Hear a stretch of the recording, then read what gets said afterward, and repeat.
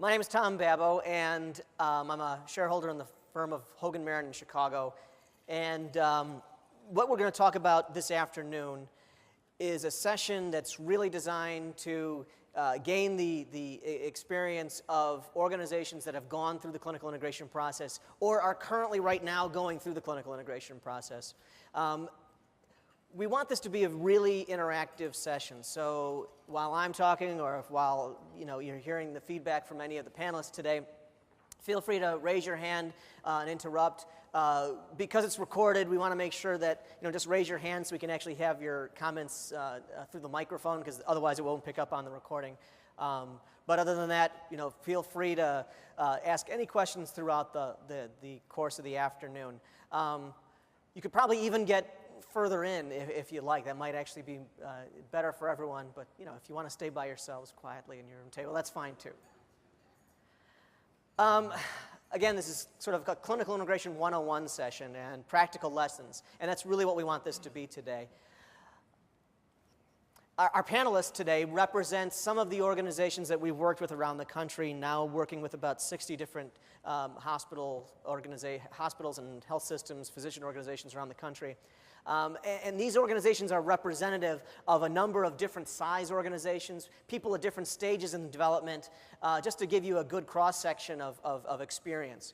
From Palmetto Health Quality Collaborative, we have Dr. Mac Knight and Judy Baskins, who are heading up that program. From Henry Ford Physician Network out of Detroit, we have Chuck Kelly and Matt Walsh. We have Dr. Frank Jevnikar and Rick Cicero from Lake Health, right sort of in Lake County, Ohio.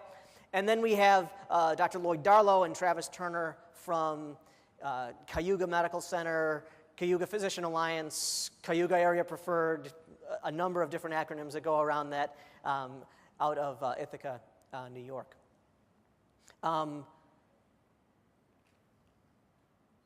I think what we'll start out with is to sort of set the stage, is to talk about sort of what is the process and how the process hangs on that definition that you heard from Rich Feinstein this morning in terms of the guidance around clinical integration. And any process that's going to sort of meet those expectations, and I think ultimately meet the expectations of the market, sort of needs to hang around this definition. And he mentioned these guidelines that came out in 1996, and the great news about that is that they've remained extremely consistent, and there's only been more and more clarity provided around them since that time. When we talk about clinical integration, it's an active and ongoing program to evaluate and modify physician practice patterns by the network's physician participants that creates a high degree of interdependence among the physicians to control costs and ensure quality. If you deconstruct that definition, what you end up with are sort of three conditions that need to be in place. One being a network of doctors that are willing to demonstrate that high degree of interdependence and cooperation. You then need a program of initiatives that's designed to control costs and ensure quality, that's supported by an infrastructure, meaning technology and people sufficient to allow the physicians to evaluate and modify those practice patterns. And then you need to have a program at the end of the day that's real, so that significantly impacts each and every doctor on whose behalf your organization would negotiate, that's designed to achieve likely improvements, meaning you don't have to roll out your program, get some results, get some outcomes, and then go out to market, but conscientiously designing your program to achieve those likely improvements. And this was something that was reiterated this morning, the ancillarity issue, the fact that somehow joint contracting with fee-for-service plans has to be seen as reasonably necessary, not absolutely necessary, but reasonably necessary to achieve the benefits, the value of the program. And so what we've always done, and what we think a lot of organizations have done, is sort of built around that framework, that network of doctors, that infrastructure and a program, a real program that's designed to achieve likely efficiencies, such that joint contracting is reasonably necessary. You build a process out of that sort of flows naturally out from that to get to the place where you can both fulfill those expectations that the Federal Trade Commission, Department of Justice would have, but also to do something that is going to be attractive to the market so that you physicians are in collaboration with each other to provide a different value proposition than they've been able to provide to sort of negotiate before. And this process, and we're going to focus on this process for the remainder of the discussion and then get the feedback from our panelists around how do you build consensus? How do you assess the readiness of your organization? How do you assess where the gaps are in your organization? How do you establish your organization? Once you've established that consensus, what's the organizational framework you want to build this around? What are the initiatives that you need to put in place that have a significant impact on each and every doctor? What's the infrastructure that you want to choose that's going to support that kind of program? What are the technology tools and the personnel that you need to have in place to really have a robust, active, and ongoing program? Then, how do you engage payers? Because when we're talking about clinical integration, we're first and foremost talking about a strategy that's able to go out to the commercial marketplace so that physicians can collectively negotiate in collaboration with hospitals. And finally, how do you then go out and roll that program out and keep it renewing it year upon year? And so starting here in the consensus building process, the steps that you might take would be identifying your groups, providing information, trying to gather advice and information from experts and from your own physicians as to what are the current capabilities you have in place. And so here's the first set of questions. Panelists, in terms of establishing consensus, and this is something I think you've all been through, so I think it's applicable to all of you, even though you're at different stages of development. How important was this consensus building process, both from the hospital, in terms of the hospital administration, and among your physician leaders? How important was that to nail down before you decided to take on clinical integration? And I'll start with you, Mac. I think it was key. Let me just touch on something you just breezed by there, Tom, and I'm breezy. Comment. This may sound a little strange, but believe me, it'll make sense in a minute. I think. But this whole thing about joint contracting and the importance of that to a clinical integration program. To me, it's kind of like quantum physics. It's, You said this is going to be clear. How can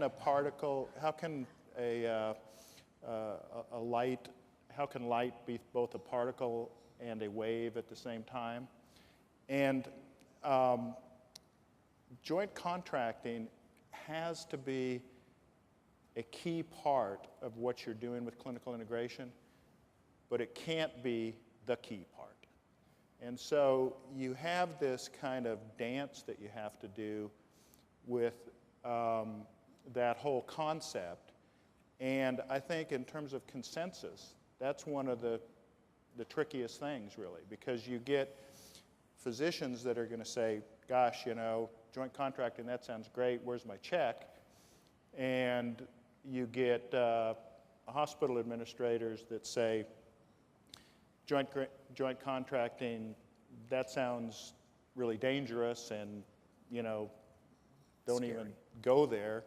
So you've got to really kind of explain that weird kind of quantum enigma of joint contracting is really important, but it can't be really, really important, or you'll miss the whole thing. So what I'm hearing is that you're identifying sort of categories of stakeholders in the consensus process. On the one hand, you've got your yes.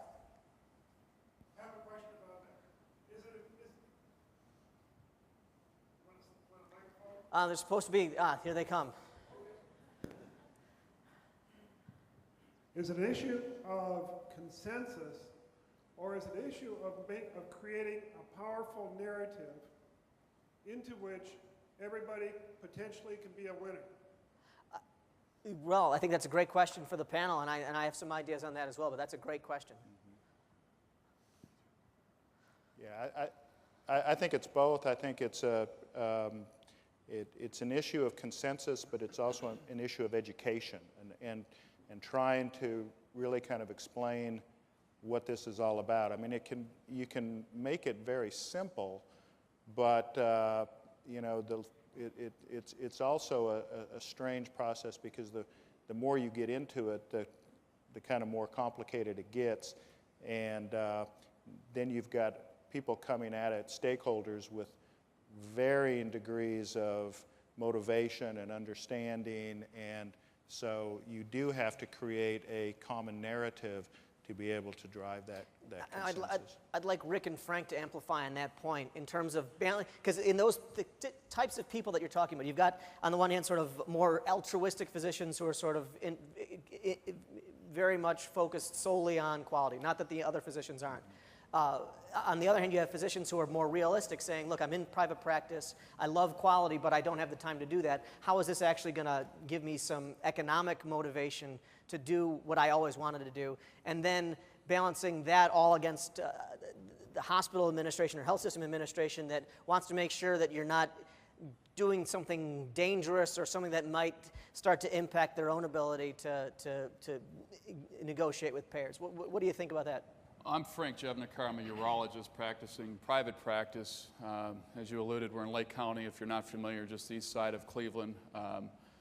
We're practicing in the shadows of the Cleveland Clinic. I'm not sure if anybody's heard of the world-famous Cleveland Clinic here. We're also in the shadows of University Hospital, Case Western Reserve. So we've got two big hospital systems that we're trying to survive with. And to one of the points that's been brought up, I'll just distill it down to what clinical integration becomes, and it's basically a cultural change. It's a culture, it's a shift in the way both hospitals and physicians work together, and it's a cultural change that's got to be based on trust. So even before you start down the road of clinical integration, that level of trust has to be present. To your comment and your point and your question, it is something that has to be mutually beneficial. Both physicians and hospital administration have to, A, have the end goals, B, see their strategies as working together rather than working apart.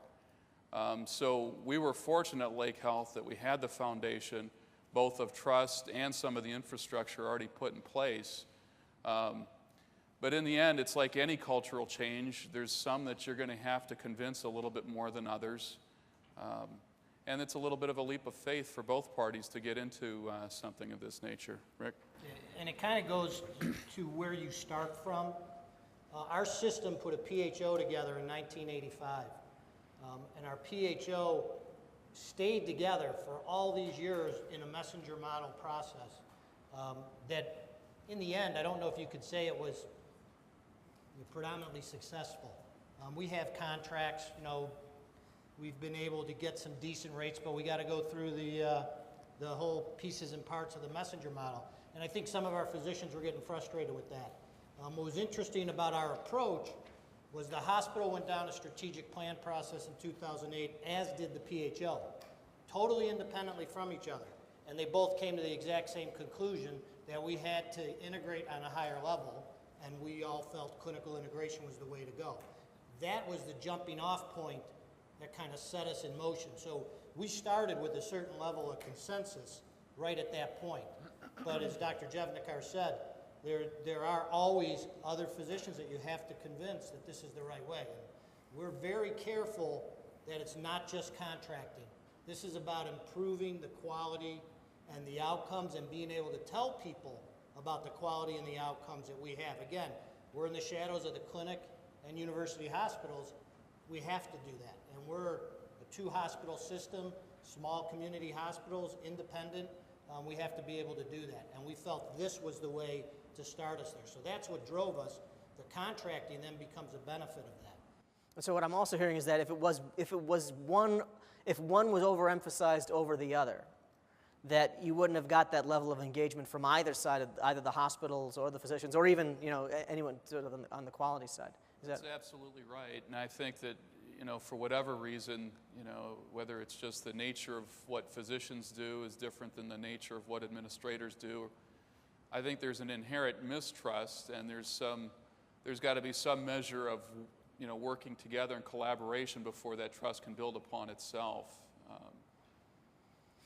Lloyd, I see you nodding your head over there, and as a, in Ithaca, you guys are right in the midst of this consensus building process and in the development process as a single hospital and physician organization in a very distinct geographic market. And I know, because we've been working together, that you've just gone through that process of not only consensus building with your doctors, but also with your health system board. One year ago, Travis and I were sitting out where you were. We were 3 months into the game, and I could not agree with the experiences that the human guys had. We had an EHO in place in 1990 as well, and I've been doing the messaging model also. But we had a problem about 3 years ago where the administration decided to start a captive PC, and that caused a rift among our medical staff, the likes of which I had never anticipated. It pretty much almost broke the hospital. We had one hospital. We sit on Syracuse to the north, Binghamton to the south, and Rochester to our northwest. But we've been able to put together a pretty competent medical staff. Right now, we've got about 2/3 that are independent, and a third that are either directly contracted with the hospital or employed as part of the captive PC. So building consensus was really going to be a challenge for us because there was a perception among the rank and file physicians that the hospital's administration was out to kill them, bury them. And so getting everybody to the table, at least to begin the discussion about clinical integration, was really where our issue was. So I jotted this down here as these gents were talking. For us, the issue of building consensus was a way to keep from self-destructing. Travis? Yeah, I'll just add, think of us all up here is still going through this growth process. It is a combination of narrative and consensus. And think of us as still learning from each other. And in the various stages we're in, we're kind of the infants up here, and there's the peds, the toddlers, the teenagers. So, we're all learning from each other and take that away. And as we go through these questions, you'll continue to learn, we'll continue to learn, and this is. We have a question here. One thing I'm hearing you say is the importance of trust. And I would say from what I'm hearing you say, it's not trust that we know the pathway, but trust that we know where we want to get to, and we're going to trust one another wherever that pathway takes us to get us there. Now, a question I have about that is, for each of you, to be real straight with you, in our situation, our hospital, which is a big hospital chain, was hiring docs, and we too, the independent doctors, said, these guys are out to get us. So how many, and now, we need to create a different narrative and a different conversation with the hospital. But how many doctors do we need to put together, like 10 doctors, 5 doctors, to create that core of guys who are to hold the vision, to take it forward? What we started doing, what I started doing is my position was created in March of 2009 or 2010, the VP Clinical Integration. I'm the independent family physician. The position was mandated that it had to be held by a practicing independent physician to sit at the SLT table with administration. So that gave me some credibility to start. But I put together a presentation to give to the medical staff, and one of the key slides that I have in there are the threats of disintegration. Because to me, if you're not integrated, you're disintegrated. And then we held it open to the medical staff, and true to form, about a quarter of the doctors showed up. I put together just 6 basic committees that we needed to start to fill to get this thing going. And lo and behold, within 3 days, and there were about 36 spots on all the committees combined, I had them all filled within a couple of days. So you all know how this goes within your hospital staff. You get a quarter of the doctors who are super committed. You get a quarter who never come to anything, their heads buried in sand, what me worry kind of thing. And the rest are shifting like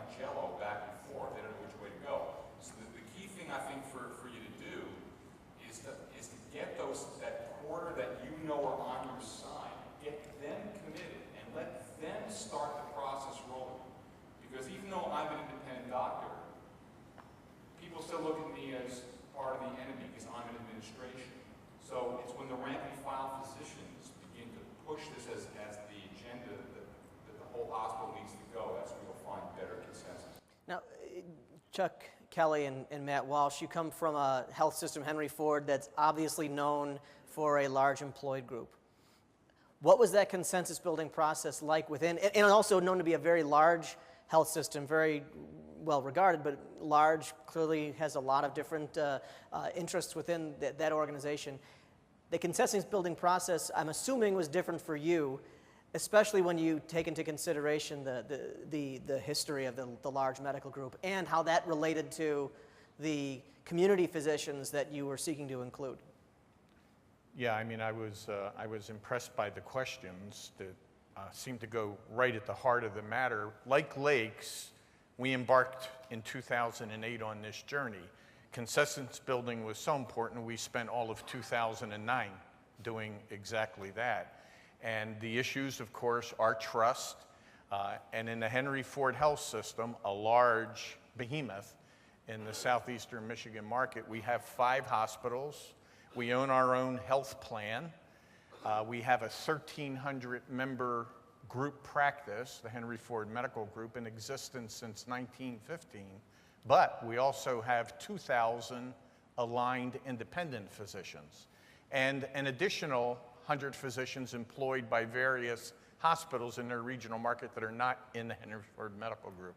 It took a year to get consensus internally where considerable distrust of the employment model, of the medical group's intention, of the health plan, which had really not been a partner, but another siloed organization. We're one of those non-integrated, integrated delivery systems. So you had to identify each leader in those silos and create a value proposition message for each and every one of them. And what worked for us is, as we got the medical group to understand the value of linkage with the independent physicians, by virtue of the fact it could provide more patients for their clinical research programs, and they understood the business case of five hospitals with more community beds filled by independents than the academic medical center and its hierarchical structure. For the system to succeed, we were going to have to either double the size of the medical group, which they had no intentions of doing, or find a mechanism to align with the independents. And then to the independents, we went out with a value proposition that says, how can we help you stay in independent practice if that is your desire?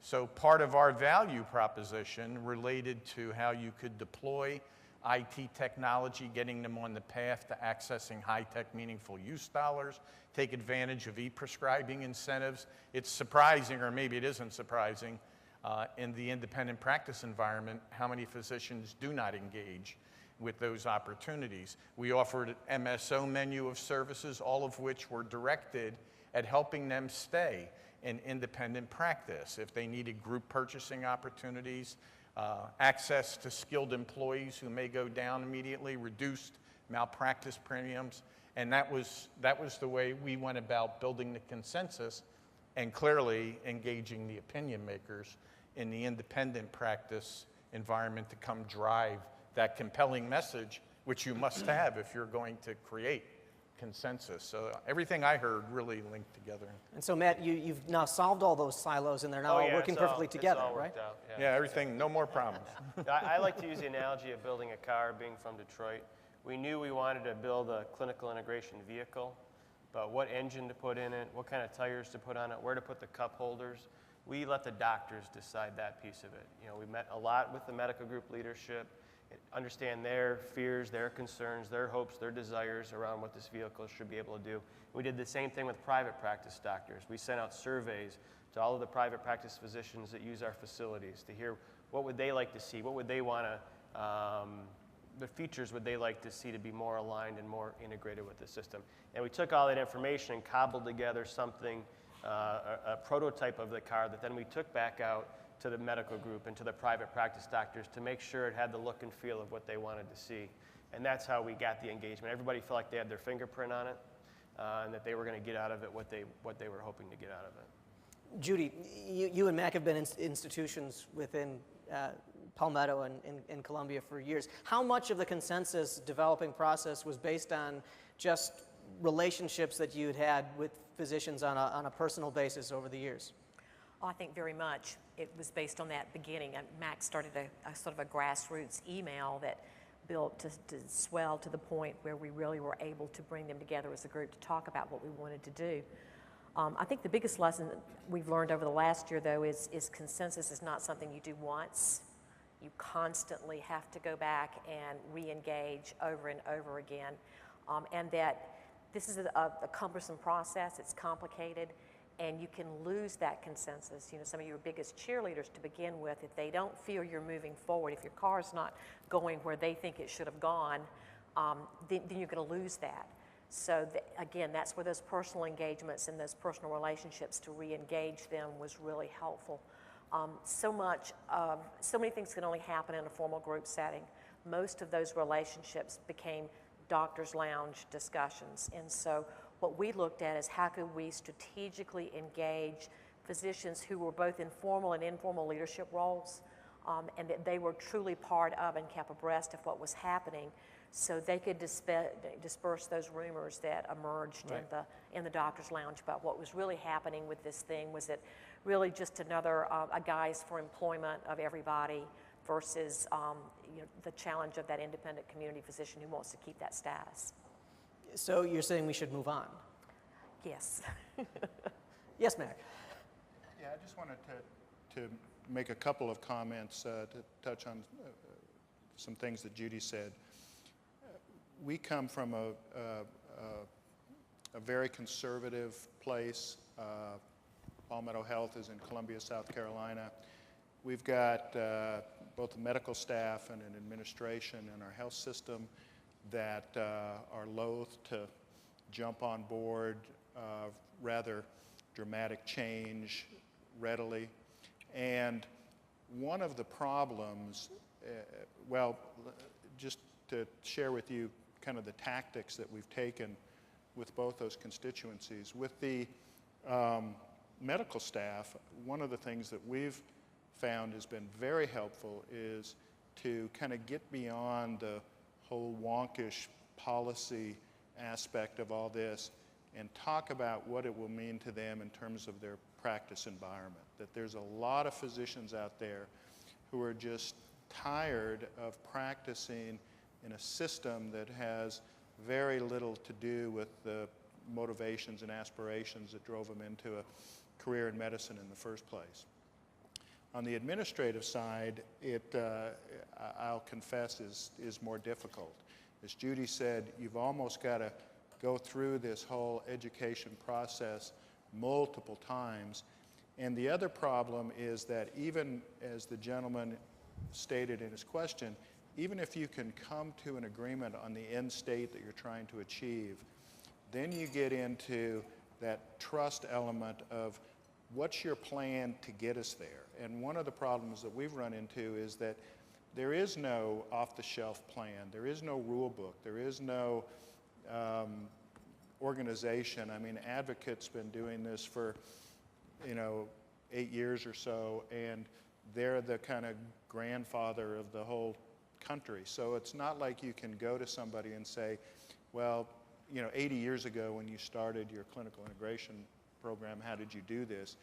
You've really got to kind of build that car as you're driving down the road. And it's tough to get administrators of a health system who are conservative, who are loath to jump on something that sounds really kind of radical and give up their comfort zone when they're doing things that, our health system had their best financial year ever last year, which is, kind of surprising given the economy, but it's true. And then you say, well, wait a minute, you got to change because the whole world's getting ready to be different. And they say, well, I think I'll like this. What are you talking about? Stay on this horse for a while longer. Yeah. Now, it raises an interesting point on Advocate. I think that having worked that was how I began in this clinical integration area, was it was as an in-house counsel for Advocate when we were developing that program and then defending it from attacks from the payers and an investigation by the Federal Trade Commission, ultimately coming out on top. But I think when you see a lot of the accomplishments of Advocate, it's easy to get discouraged in thinking that they've always sort of had their act together, when in fact this same process that everyone's talking about in terms of consensus building, both on the administrative side and on the physician side, is the same process that they had to go through and the same process that they continue to go through as an organization. I want to pick up on one more thing that I heard, or maybe I'm just imagining it and I want to say it, is what is the danger of not finishing the consensus building process? In other words, the danger of having the same meeting that you had the last time, especially in terms of keeping physician attention. And I'll address that to anyone who wants to jump in. Rick. You know what's interesting about that? Obviously, you got to keep it going, but you have to keep educating the physicians. I remember in our experience, Frank must have done 4 or 5 presentations to our entire PHL membership about clinical integration, and they all stood there, and everybody's nodding, and you're thinking, we got consensus, this is great, you know, no one's challenging anything. And it wasn't until we rolled out the agreement, and it was probably the most contentious meeting we were ever at. Yeah. But after the meeting, Frank and I looked at each other and said, they finally got it. They know what we're doing here. And it was amazing the momentum that we built from that point. Because the lesson I learned is put this down in writing a little bit earlier on rather than just showing them slides. Because once we gave them something in writing that they were going to have to agree to, that's when all the questions came out, and we built unbelievable momentum. And we signed 200 physicians in about 6 weeks because they finally saw what they were agreeing to.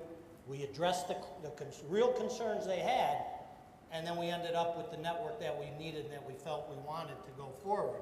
All the other meetings were great education, but I think if we would have went 1 or 2 more meetings without rolling something out, we might have started losing people. Yeah, it's a positive feedback cycle, and unless you can give something back to what they've invested, and let's face it, I mean, physician time it's valuable. I don't know that it's any more valuable than anybody else's, but certainly we have less of it. So when a physician is spending an hour or an hour and a half in a meeting learning about something that's a brand new concept, I think you really have to reward that time with at least something concrete that they can look at and say, okay, we're getting somewhere. Otherwise, it's lip service. So, but what if you had given them that agreement from the beginning? Well, this is the first I've heard Rick's opinion. My opinion would be different. I think we did it fine. I think that had we given them that agreement in the beginning, without the basis, the foundation, the education of why we were doing what we were doing and how we were hoping to accomplish what we were going to accomplish, my concern would have been that there would have been too much negative early on. I think that, you know, again, we're in a unique market. We had a number of primary care physicians that were picked off, that went from private to employment models for the other health systems. Part of what we were doing was both for recruiting and retainment, and it was very important. It's a very important culture in our neck of the woods to stay independent. There's a lot of guys that are just very militant about being independent. I've lost my mic. But so I think if we would have come out early with what that agreement was going to be, I think there would have been a lot of concern that this was the first step toward the employment model for our health system. I think when we explain that we are going down clinical integration, which is going to be a physician-driven process, physicians are going to have all of the input with it, I think it became more palatable and acceptable. Now, all of you are... This is how administration and physicians build consensus, because we can agree to disagree. And that's actually a great point, just because if I could add to that, it's not just physician consensus from our perspective within the PHO.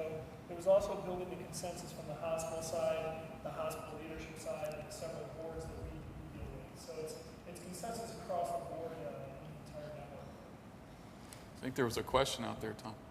My question is about how exactly you communicated the expected benefit to the physician community, because clearly clinical integration is expensive in terms of capital, effort, and the return on investment, so to speak, is so unclear. I mean, we've asked, and perhaps Cleveland Medical Center is at the earliest point in the spectrum, but at what point can you state an expected return? I mean, and how specific can one be in that? And when physicians ask that question, what have the different hospitals said? When we presented this, it was 2008, and if you can recall what the healthcare climate at that point was, there was a lot of uncertainty, there was a lot of talk about universal healthcare. The RACs, or basically the RACs, okay. They were starting to hit the ground. They had their pilot programs in Florida, California, and New York, and now they were going to start coming after everybody. There was a lot of concern and anxiety. And when we presented it, it was under the umbrella of, listen, there's so much uncertainty coming down the road that we need to start working together collaboratively. We're going to be judged on our outcomes, and independently, we are not going to be able to put out our outcome data. Independently, we're going to be basically, all of the services were going to be duplicated. So this is what we're going to try to do. We're going to do it together so that we're not duplicating services, so that we can all meet these challenges, so that we can be flexible with what the challenges come up as they come up. And, we had the data to back us up. They saw what was going on around them. We had primary care independent physicians that were getting picked off left and right. And I think the reality just hit.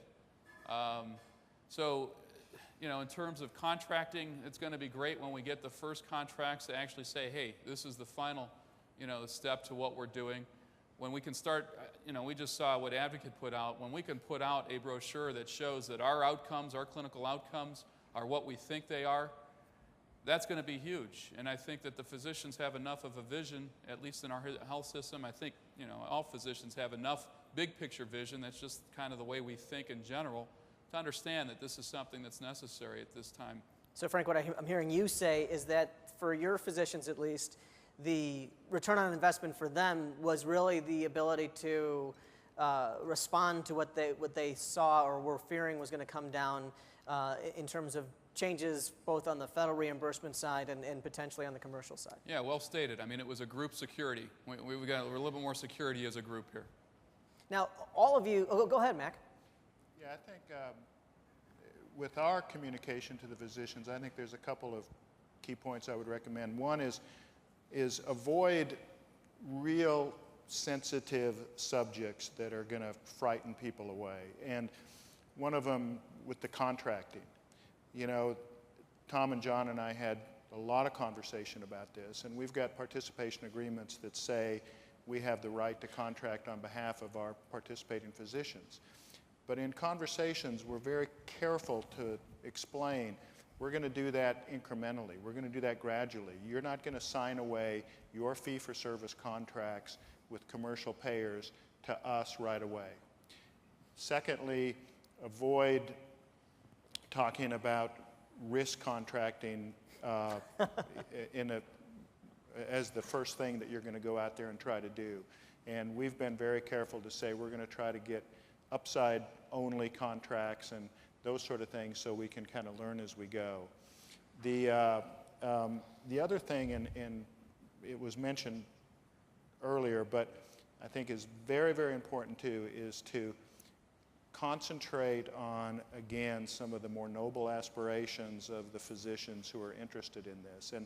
And I know it might sound kind of hokey, but I think it really does appeal to physicians that, for goodness sakes, maybe this is a way where I could go to work and get paid for actually providing value for my patients, as opposed to just being paid to run on that treadmill faster and faster and faster and faster, and feel like I'm, number one, not providing value, and number two, I just don't know if I can kind of keep up that pace because it's really affecting the quality of care that I provide. So those are some tips that I would.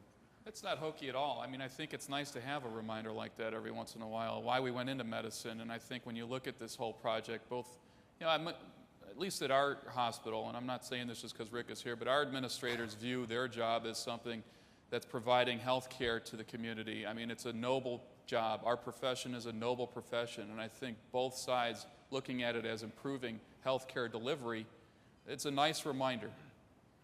We have a question here, and then I want to ask you, we have a question right back here, and then is there one from the front? Let me just add, we use that same approach to appeal to our doctors, and I think we mentioned we had over 2,000 private practice doctors, and we've probably touched every one of them in some presentation, some letter, and we've got about 200 signed up right now. So not everyone's going to buy into that concept initially, and frankly, I'm not sure I want them all initially. We got to get those early adopters that see the vision, that see where they want to be in 5 years, that can build this with us to get a couple of successful contracts under our belt and demonstrate the value. And then I think the other ones will catch on, and they'll be the late adopters. In the process of these questions, I think part of what I'm going to ask has already been answered, but you got to admit, you're talking about a noble cause, but at the same time, talking with doctors, especially procedure doctors, I'm not picking on them, but they still say, wait a minute, I'm at 80% of Medicare for my fee-for-service in California, and this is ridiculous. So how are you going to help me? This return on investment does come down to dollars a little more straightforwardly than what I'm hearing the panel. It's useful, it's noble, but at the same time, they want to know return on investment in dollars terms.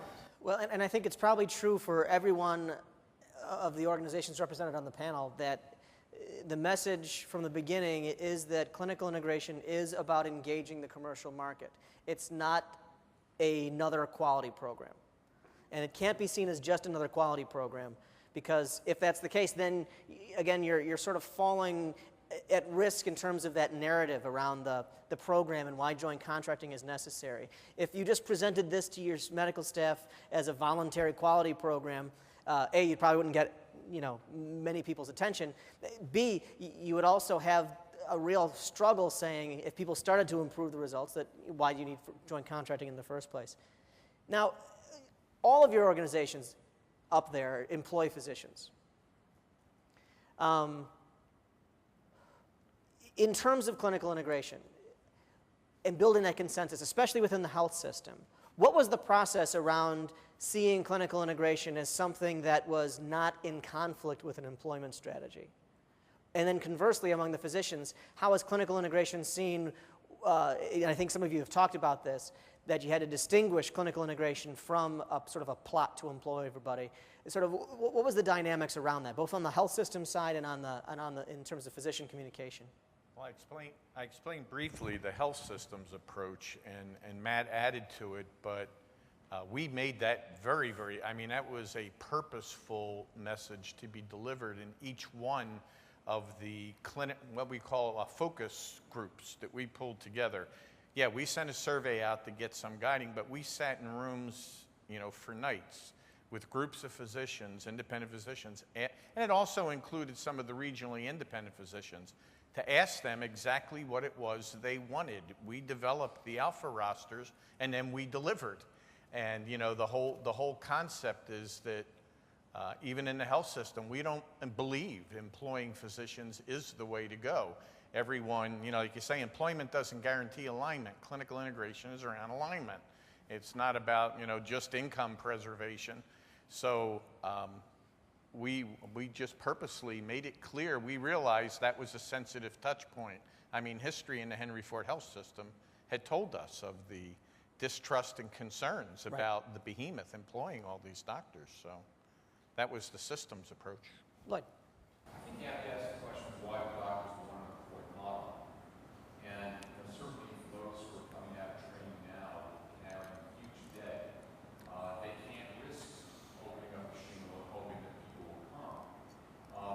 So part of the message that I try to pitch to the physicians in our area, and keep in mind we're about 2/3 independent, is that there are still many parts of this country where the independent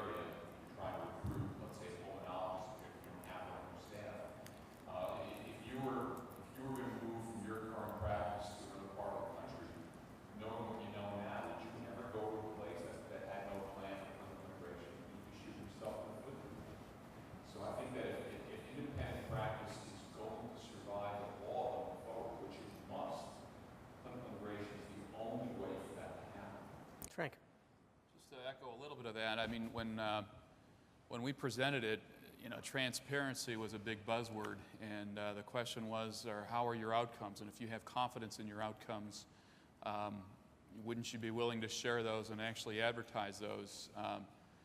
We made it clear that coming up with the measurables, what was going to be evaluated, could be either physician-driven or mandated by administration. And the whole idea that, and I'm getting some insights as to why Henry Ford is so successful as they are, you need to go to the physicians that you're going to be relying on and let them have as much input as they're willing to put forth. Our physicians looked at it and said, well, either we, control the process or we get sucked up by the process. And fortunately, they saw it as what it was, a way for us to retain some independence. To the one comment earlier, I mean, as a proceduralist, and this kind of goes in with what we're talking about, I want to know that I'm doing, the appropriate procedure at the appropriate time on the appropriate patient and have outcomes that rival those that are claiming to be the best in the world. I don't know that there is any financial impact on me as a proceduralist going down clinical integration. It's certainly not going to reduce the number of cystoscopies that I'm performing because of a hematuria workup, because I feel I'm doing them 100% appropriately. And if I'm not, I need to learn what I'm doing that's outside of what's acceptable. So, I don't know that there is a conflict with clinical integration and the financial recoup. There are some that are going to be hurt, but you have to ask yourselves, what are their motivations for doing how much, what they're doing and what the volume is. And those are the people, quite frankly, you don't want involved with your CI project. Okay, so we've built consensus, and before we lose the group and having the same meeting over and over again, we're going to move on to the next point in the process, which is assessing the readiness of your organization in terms of determining what the gaps are and the organized process to go through, in the same way that you would go through an organized process of care. What's the organized process that you need to go to in order to determine what the gaps are within your organization and what are the strengths that are existing within your organization to pull together a program? But before that, there's a question over here. I was just curious, we have an IPA about 230 docs and have been through the PHO thing also, and it always seems like the H is big and the P is little. and so our, kind of concern in multiple hospitals and again, buying practices, and I think we've all kind of felt that. When we're looking at clinical integration, I noticed that the panels has hospitals involved with that. As far as just from an IPA standpoint of being independent physicians, trying to go through clinical integration without a hospital backer. I can, because everyone up there I think has a hospital partner, but I can speak to having worked with IPAs as well as, physician organizations that were working with hospitals. It tends to be a lot more difficult, frankly. Hospitals tend to have a lot more resources that they can dedicate to the program in terms of underwriting it, in terms of, in a legitimate way, in terms of access to technology infrastructure, professional management, and from a payer standpoint, it's a lot easier to get the attention of employers and payers in your community when you're able to sit down at the same table at the same time with a hospital. So at least in my experience, those organizations that have worked in collaboration with a hospital, and I'm saying that very carefully because I think when people hear IPA or PHO, we automatically jump to risk. And clinical integration is about engaging the fee-for-service market. But when you're talking about those organizations that are working, physicians that are, because it has to be physician-driven, physician-led. But if you're in collaboration with a hospital, especially when you can access the resources at the hospital, it comes together a lot more quickly, a lot more effectively.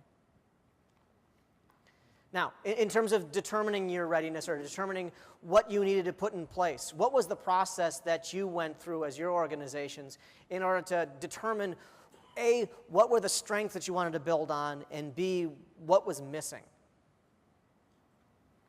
And I'll address that to Mac. I'll tell you, we did do a readiness assessment, and we went through that process. I'll answer this question by giving some kudos to the lady to my right here. Judy had led and developed one of the first PACE programs in the country. For those of you that don't know about PACE, it's the Program for All-Inclusive Care of the Elderly. And it's an amazing program. She's helped set up programs all around the country, maybe even some in your communities.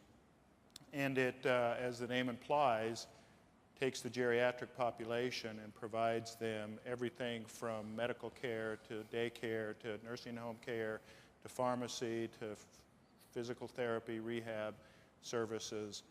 And when I started thinking about a clinical integration model, I looked around in my organization and I said, who has done something similar to this?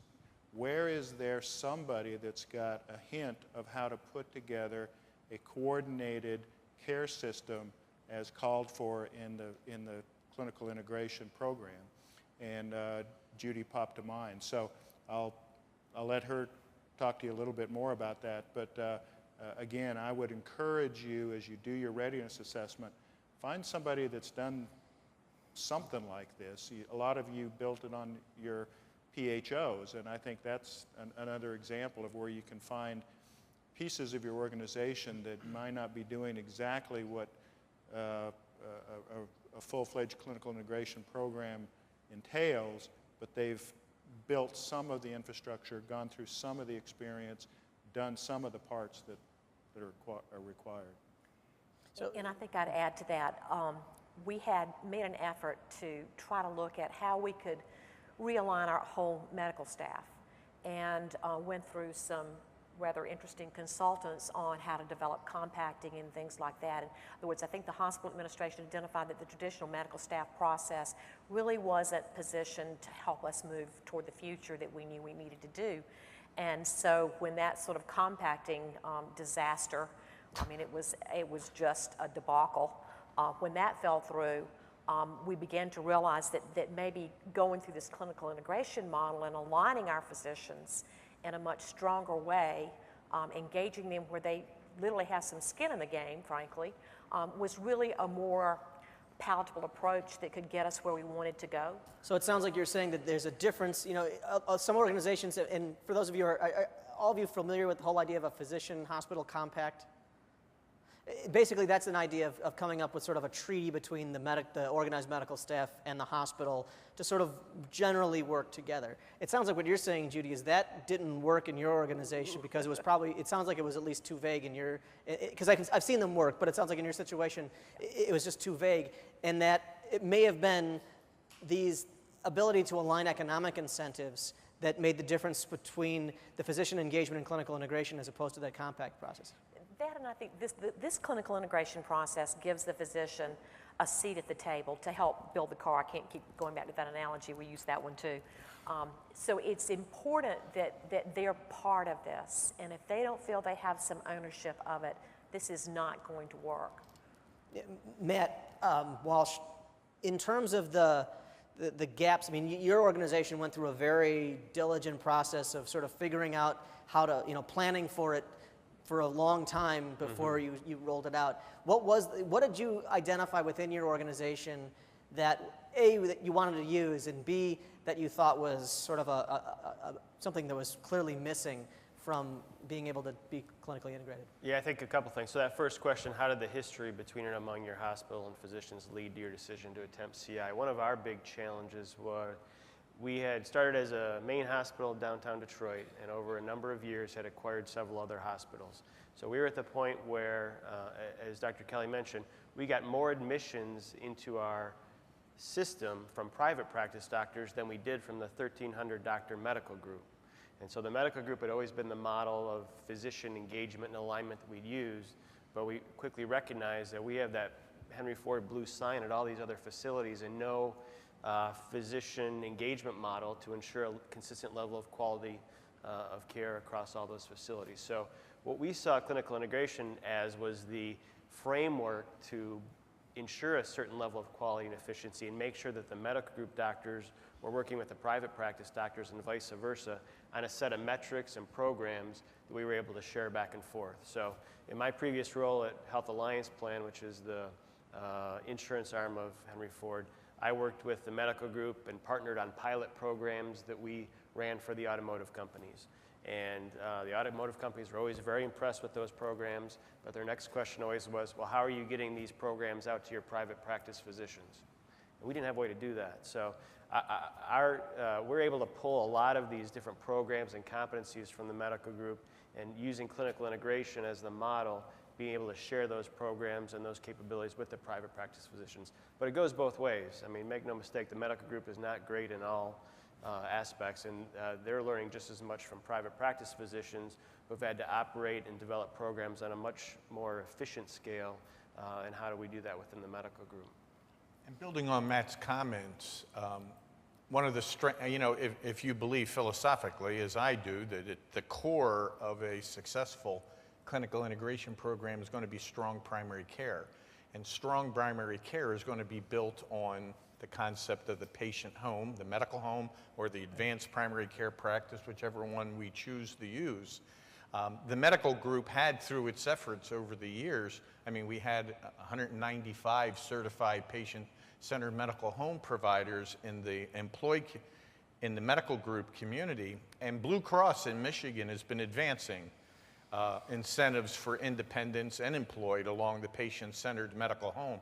So this was a clear strength where we could take all the system-supported capabilities to create a patient-centered medical home, as Matt said, and then be able to scale it, you know, and diffuse it throughout the communities. There were already existing clinical initiatives aimed at enhanced quality and improved efficiency that we could now spread quick. There was a lot of low-hanging fruit to take and make our integrated network successful quickly. So in the case, at least of Henry Ford, it sounds like that the gap was IT. it was IT and engaging independent doctors, because it hadn't been attempted before.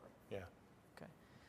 Rick and Frank, in terms of, you went through a process a couple of times actually to figure out. We went through it twice. We actually did 2 readiness assessments. And again, you got to go back to the PHO was on their strategic plan, and one of the results of the PHO's strategic plan was to do this readiness assessment. As the hospital got there and we both realized we had to come together to do this, we did another one. And what was great, it was almost the kicking off point of the consensus building, because the interviews, I think, generated a lot of interest and really made it apparent to the hospital administration that our independent doctors really wanted to stay independent. Within our 200 doctors in our what we call an IPAG, I think it's 65 are employed, predominantly primary care.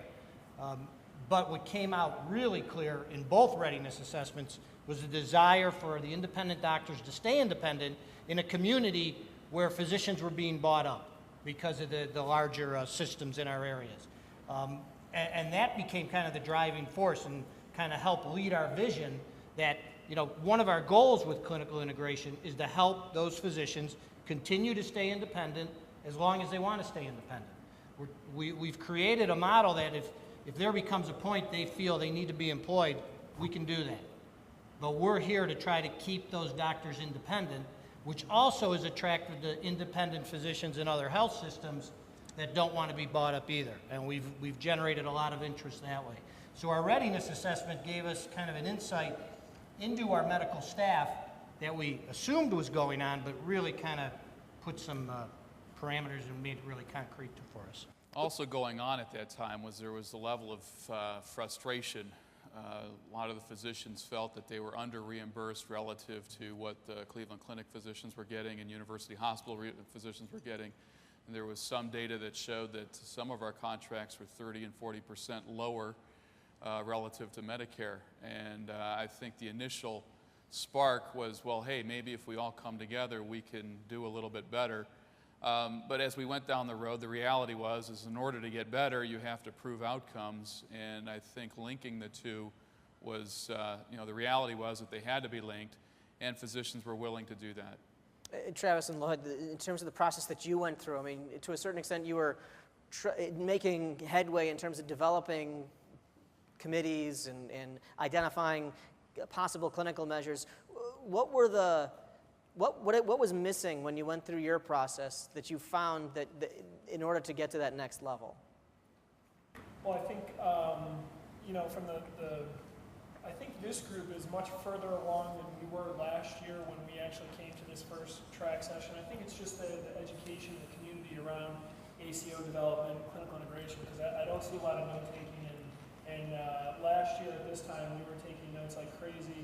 When we left this session in June, we actually, I think the week after, set up 6 committees, started building our clinical integration network, over the next 5 months. And it was really the evolution of our PHO. So we wanted to know what's the next track that we want to take our PHO to beyond the messenger model, and clinical integration was that next step. Very good. I think what was missing for us is we were going 90 miles an hour and sort of building it off of knowledge and interacting with a lot of these guys and other people that we were networking with, but we didn't do the readiness assessment. So I think the gap that we learned along the way was bringing in probably our legal counsel and consultants midstream and really pulling the reins back and beginning to assess where we are and then go forward again at that point. I think Travis makes a great point there. We brought Hogan Marin not too long after we came back from this meeting, not to show what John and Tom, they should already met for me. That's fine. That's fine. I'm sure that we're not seeing a drop in our connections over the thing about us, and again, it goes back to where we started from. Sure, you would love to come to a meeting like this, get your ideas, engage your counsel, and then proceed from there. I didn't have that luxury. I mean, I was a physician brought in, I had to start plugging dikes because the PHO was breaking up. The radiologists were going to leave the PHO. The anesthesiologists were leaving the PHO. The pathologist was going to leave. I mean, I had to start plugging dikes in a hurry, or I was going to have a fractionated medical staff that I would never be able to pull back together. So for us, we needed to start fast by building a consensus, getting the buy-in from the docs, and then when John and Tom came in, we were about 25% or so down the road, and they were able to give us the guidance and the framework, infrastructure-wise, of what we wanted to do. So maybe our situation is a little bit unique from the rest of the guys at the table. Maybe for some of you sitting out there, you're no one talking. Question. I wonder if you can expand on that, or if the panel could, at least some clarity regarding if there are integral parts of that readiness assessment. I mean, is there a framework, or are there things, are there people that absolutely have to be involved in that? Just some expanding on that, on what really that readiness assessment should do for your organization. Great question. I'd say for us it was getting consensus and somewhat outsiders coming in based off of the consensus we were beginning to build. So it was almost validating the process that we were taking, the steps that we were taking, and someone else who were experts in it helping us validate that to those that are somewhat questioning or maybe naysayers or not 100%.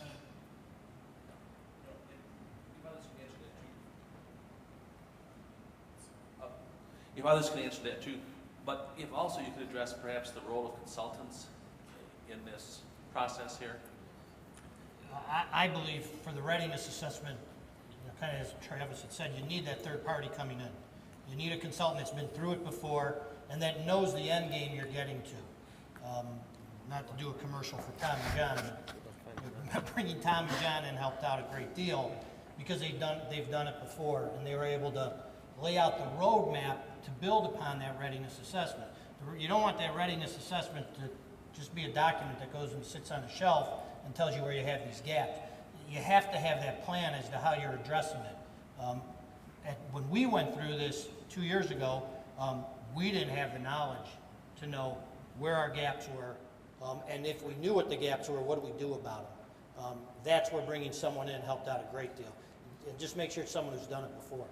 And honestly, just to add to that, I don't want to take away from the rest of the panel, but I brought 5 docs with me this year just to help build that consensus. So even a year later, we're still in the validation process of consensus building, and probably 6 to 7 months away of actually building our infrastructure to begin to bring that plan to the FTC. So we're still going through that process. I think one of the key parts of your readiness assessment has to be a measurement of your organizational commitment to this. There's lots of pieces and parts to the infrastructure, but very, very few organizations have all that at the ready. The IT systems that you need, the contracting abilities, the actuarial risk capabilities, the electronic medical record system capabilities. But the commitment, I think, is the biggest part. And if you can get a handle on that, and just let me say, too, we talk about building consensus, but the truth of the matter is, one of the factors that makes this happen the most is how fast and how torrential the platform at your organization is burning. The truth of the matter is that as all of us face tremendous challenges going forward, that burning platform can create consensus faster than any forums, discussions, educational sessions, etc. And I would, it's not something you can go get consultants to do for you. You don't want to go around starting fires. But I tell you, when you're in an organization that's looking forward at, like ours with $32 million in Medicaid cuts this fiscal year, who knows how many next year, perhaps the same kind of challenges coming from the Medicare cuts in the future. Those sort of things can spark this a lot faster than any consultants or consensus building exercises. And remember that gaps are good. Gaps in your organization that you're identifying are good because they support that overall narrative around why doctors need to come together around joint contracting to align their economic incentives. So it's not a bad thing to identify gaps within your organization because that supports that overall story, and it's a true story, which is also, for me, good. Go ahead, Matt. Yeah, I was just going to say we did end up using consultants as well, Tom and John, and then Accenture. And our rationale in doing that is early on, it wasn't clear how far we were going to take this and how big it was going to be. So it was kind of a way to bring in some temporary staff to figure out what this was going to take to build. What were the gaps? What were we going to need to kind of assess? Is this something we're going to need a staff of 20 to support long term, or is this something we're going to need a staff of 5 to support? So bringing in that extra bandwidth that had knowledge was helpful. And then, once we figured out if it was bigger than a bread box, then we knew how to staff it long term after that. And I would add to that the consultants, from my perspective as physician leader, were incredibly helpful because, as was pointed out earlier, when you get the physicians engaged, keeping them engaged, having them leave the meetings, the many meetings you have them attend, thinking that they left with something valuable. It was incredibly helpful to have the physician-led consultant arm facilitate those meetings, bring skills to the table that personally I may have floundered with myself, trying to constantly make that issue meaningful. But in the end, you wanted to know with the readiness assessment, from my spin, the physician side, there's a couple of key questions in that readiness assessment. Are your physicians willing to be measured on their performance and be transparent with it? I have to say, as a profession, we've not always been good with data. When somebody wants our data, the first question is, what are you planning to do with it? And we perceive it's something bad, not something good. And then when the news isn't good, we'll spend 5 weeks arguing that it's not our data, the data's wrong. So physicians' willingness to engage in that. What is the history in Your patients are sicker. Huh? Your patients are sicker. Yeah. I've never heard that before. But also, what's the historical experience in your network of physicians' willingness to engage with evidence-based protocols. You know, they're, again, within our community of professionals, some still feel this is cookbook and a threat to my autonomy and haven't made that jump to the team concept, which is the final thing. Are your physicians willing to become less captains of their ship and more leaders of a team? If you can't cross that chiasm, it's going to be very difficult to advance clinical integration. And then the final thing I'd point out, their willingness to sit down and be subjected to colleague review. And I use that term as opposed to peer review, because there's nothing like a conversation with primary care physicians and interventional cardiologists about the patient with 78 stents. In a peer review forum, the cardiologist will sit down and articulate stent by stent why there was evidence to do it, but try to convince the primary care physician that you should have considered revascularization, you know, years ago. And you know, it's a far more effective remediation and process improvement process to get colleague review. So physicians, you know, that's a big cultural shift in those four arenas. I think you could add, do those physicians have a culture of sitting down at a computer? They even use them. Do they use technology? Because, you know, evidence-based protocols, clinical information systems are the hallmarks of successful clinical integration, and then those cultural issues. So if that's helpful to you. Judy. Yeah. And the other point, you asked about the ROI.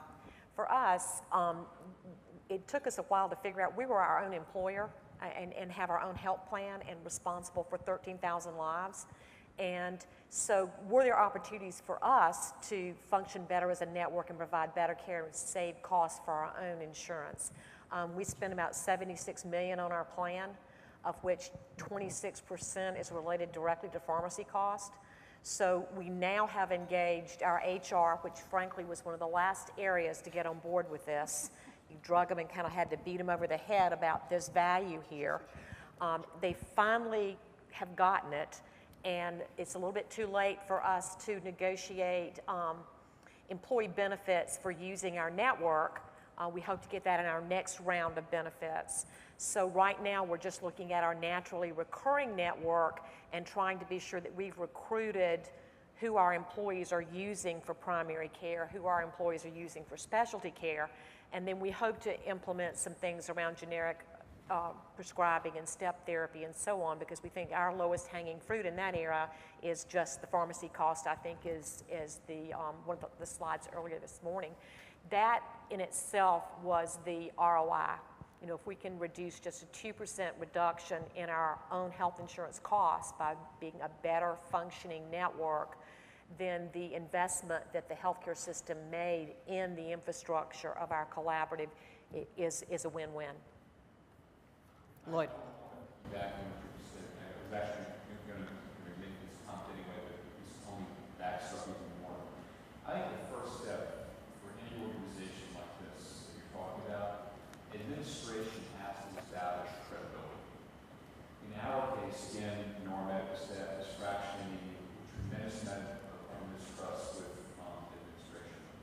But the administration created this position of the VP clinical integration as an independent doc, and that was a big move because a lot of the physicians on our staff told me flat out, they'll never go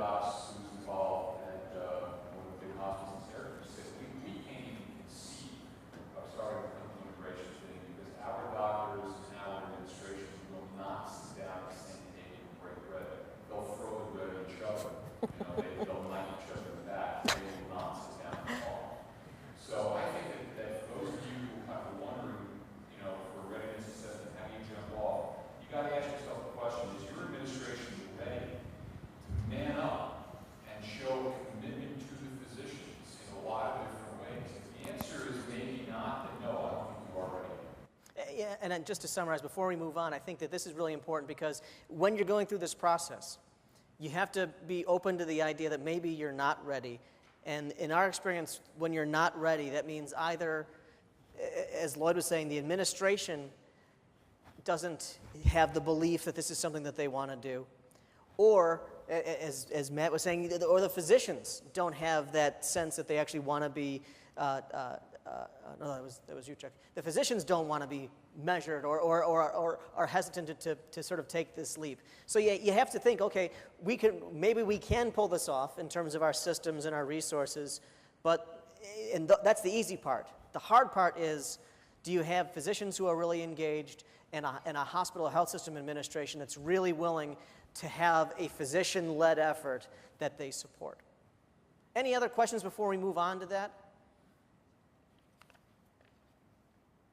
No. Now, what you can also do if you don't feel like using the microphone, you feel free to write down questions on the cards that are on your table, and just raise your hand and I'll gather them around and I can read them aloud. Okay. So the next step really then is once you've decided that you are ready to do this and that you are ready to fill those gaps in, what is the organizational framework that you would want to put in place in order to accomplish this?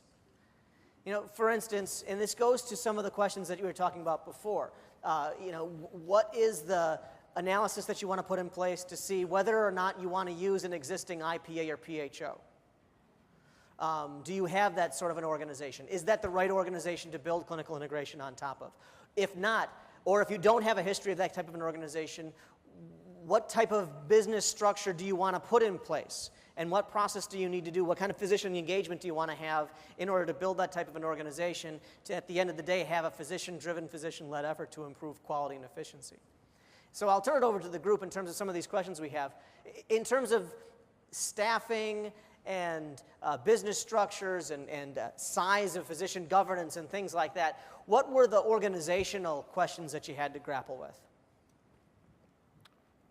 Well, as I described, we have essentially 4 regions of care with 5 hospitals in them, and only one of the regions had an existing PHO that had, for the most part, been on life support for a couple of years, just holding on to a couple of Medicaid contracts. So we didn't think what Advocate had done in Chicago was appropriate for the Henry Ford Health System. Go out and build a bunch of little PHOs, create a super PHO. So we chose the route of a not-for-profit subsidiary corporation of the health system, which is what we have. And I'm kind of glad we did that in the end because it gives you that opportunity to again express the organization's commitment into physician-led. Once you've established that corporation, now you have to make decisions about governance. No better message than to have a board of 15, 13 of which are physicians, half of which represent the medical group, half of which represent the independents.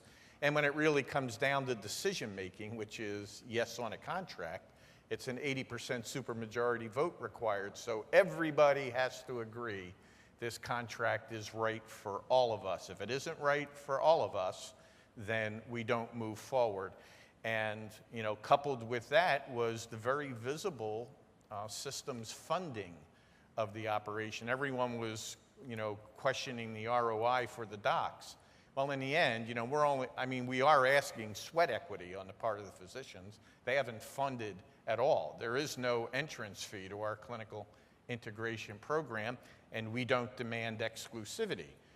They're allowed to pursue other opportunities if they choose, as long as they follow our rules. So, as using Matt's car expression, we oftentimes say that the system turned the keys of the car over to us, and then Matt will say, yeah, and then they think we're going to go crash it. But that non-exclusivity picks up on what Rich Feinstein from the FTC said this morning, and that's something that gives them a comfort level that you're not trying to build some market market capturing or monopolistic type of organization. Mac.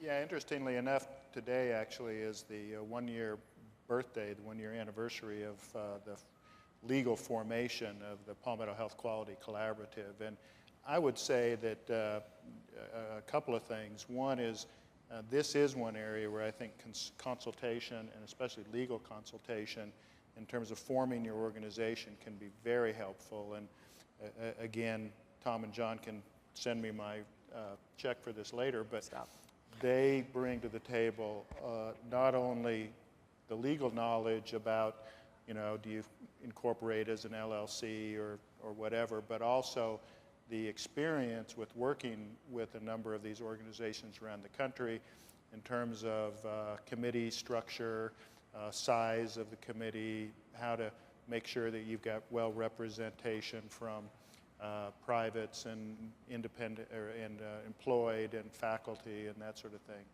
The other thing, and I'll say real quick, is the one thing you should not do, I repeat, do not do, is don't say that you're building an accountable care organization.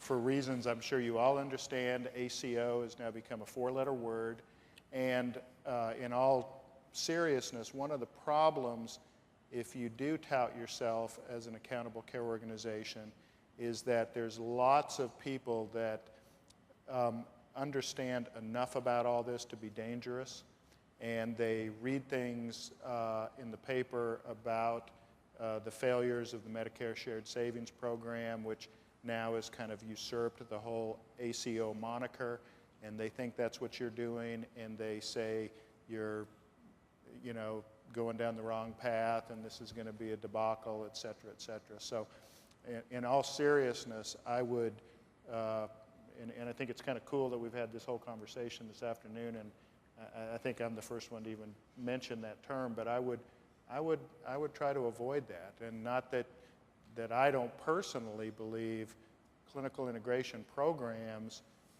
one day may develop into accountable care organizations and even participate in whatever Medicare ends up coming out with. But I think that's a dangerous term to be throwing around if you're trying to get people to kind of understand what you're doing. Well, what we've certainly observed around the country is that the term ACO has contracted considerably over the last 9 months to being something that was a general concept around, you know, building physician organizations that were accountable to each other to improve quality and efficiency, to something that is only now identified with the Medicare Shared Savings Program, which, because of the way it's been proposed, there's a widespread reaction against that.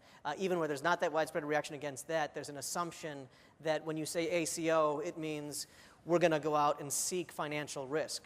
So I think that's a really good point, well taken. Rick?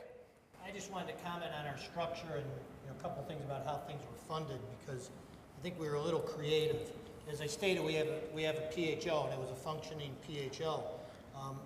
Our clinical integration is a not-for-profit LLC that's really a subsidiary of the hospital, wholly owned by the hospital. The PHO stays in existence and maintained and continues to maintain all their contracts with their doctors and has contracts with payers. The way we structured it was our PHO has a certain board that is voted on by the membership every year. Our clinical integration board is appointed, and it actually has to be approved by the systems board of trustees. There's some crossover, but the clinical integration board is much larger. We have 14 members on our clinical integration board. Heavy primary care, heavy physicians, it's 11 physicians, 4 administrators. What the structure then created for us is our PHO continued to collect dues, continued to invest their dollars. So as we looked at all the startup fees, the PHO as well as the hospital are contributing to the cost of the IT system, all those startup costs. The PHO is committed to split those costs with the hospital. So it doesn't put a huge burden on the hospital. It also validates the dollars that the doctors are putting in as far as their membership into the PHO. Because even if they don't feel they're getting a value on their messenger model contracts, now they're seeing the value of the dollars they've put in over the years. So that's helped us a lot in the funding mechanism of what we tried to do. The other advantage of that structure has been, because we have payer contracts sitting in the PHO, we take those payer contracts and we convert them to clinically integrated contracts, or That's our process right now. So it's not like we're approaching a payer that we've never sat down with before or talked about with this group of doctors. Our PHO has 240 doctors, and 200 of those doctors are in what we call, again, the IPHE. So because of our structure, we created a creative way to initially fund. However, by putting it under the hospital, the continual funding can come from the hospital. However, we anticipate, and we kind of hope, as we do commercial contracts, we can create revenue from those commercial contracts that helps fund things. We're very careful on our staffing. We didn't hire a staff. What we do in the IPHE is we buy staff from the hospital. So we use, myself, I'm a hospital employee, IPHE buys a portion of my staff. We do the same thing with quality. We do it with our delegated credentialing with the medical staff office. So you have right now on the dais, you have Palmetto that had no history of a PHO, having developed a new organization that was a subsidiary, physician-predominated governance. You have at Henry Ford an organization that had some PHOs that were sort of non-functional at different places and made a conscious decision not to use those. Although, over time, you have engaged existing successful IPAs throughout the surrounding suburban market within the Detroit metro area. Right. Correct. At Lake IPHE, you have a PHO that was functioning, had a lot of physician involvement in governance, existing contracts, because that's a benefit, but made the choice in terms of the operations to have that in a separate organization so that both the hospital and the physicians could pitch in for the startup costs, and then the hospital could help to fund the ongoing costs in addition to funds that might be negotiated from payers.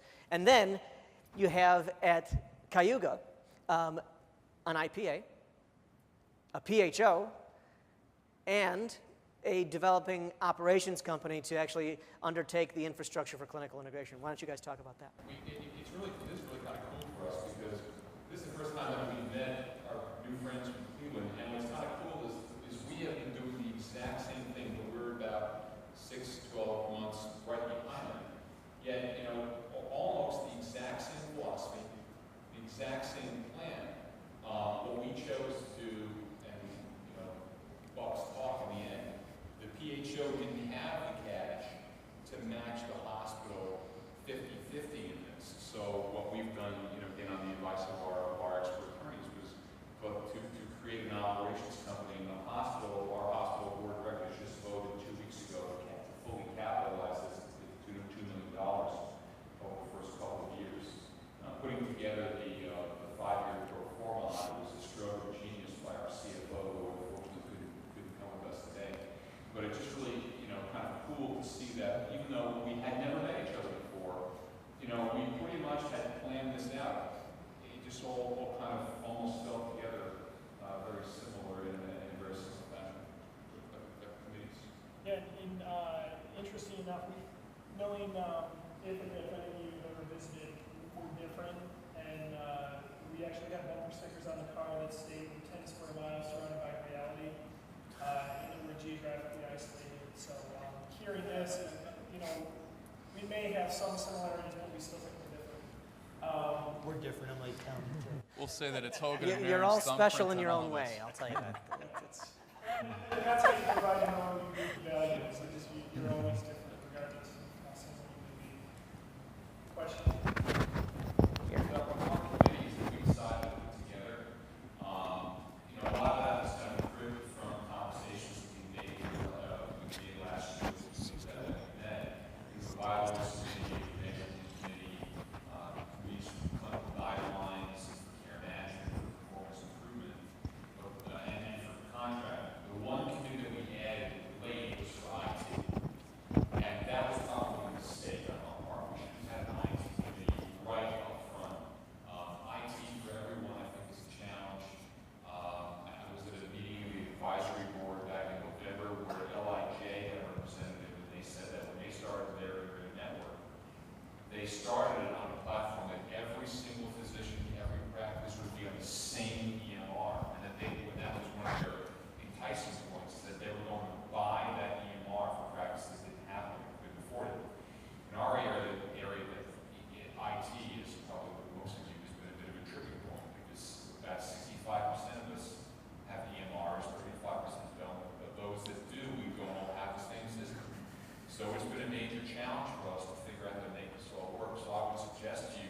starting off with your committees, you should have IT as an early committee and don't add it on late like we did.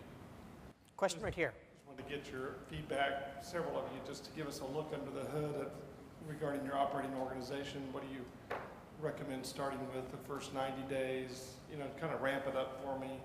What you think you needed versus what you actually now think you need, or would recommend us to develop if we were starting from day one. And is that in terms of staffing or in terms of? Yeah, so one of the entities is actually buying time. So what are you buying time from? You know, what talent are you looking for? And then another one of them sounds like you're building the infrastructure, you're hiring the folks, you're bringing them into the organization. Who are those folks?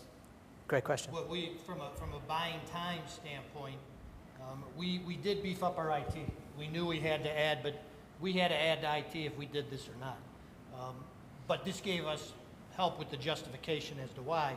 And we've added probably, I would say, 2 FTEs in IT that are really supportive of what we're doing within the IPAG. That comes down to our EMR rollout, as well as what we're doing with Crimson on our data collection. We took our entire quality department. Actually, in our readiness assessment, what we discovered were we were duplicating things in our PHO and in our hospital. We were duplicating credentialing. We realized we can credential in one place and do our delegated credentialing out of our medical staff office.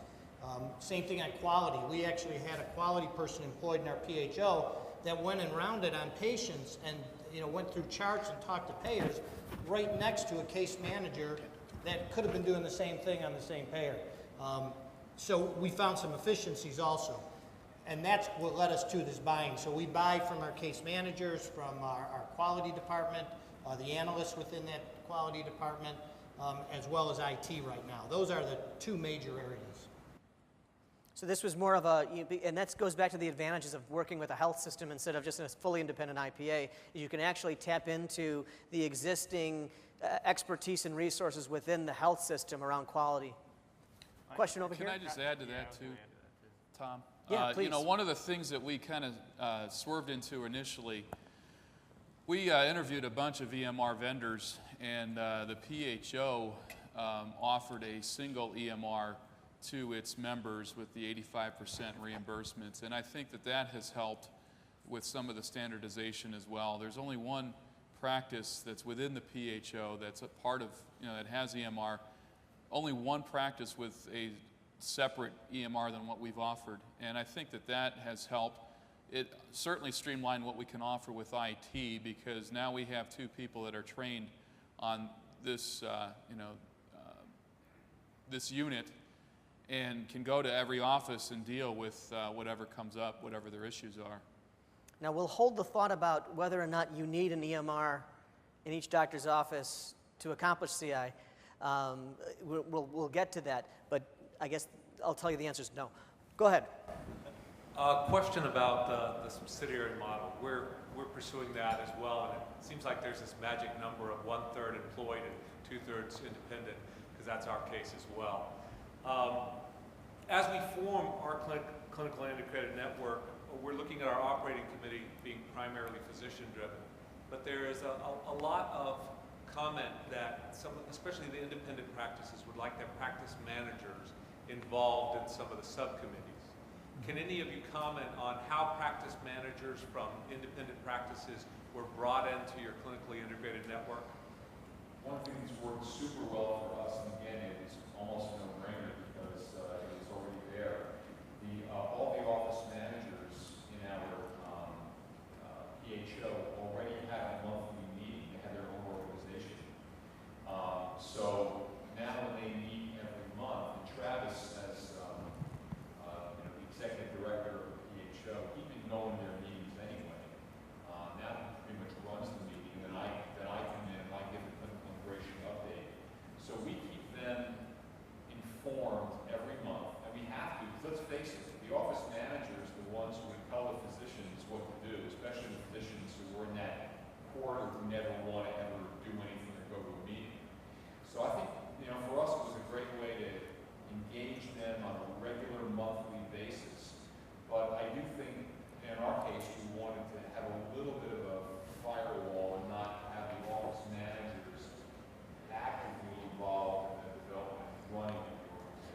there's some dangers to including office managers in your governance committees.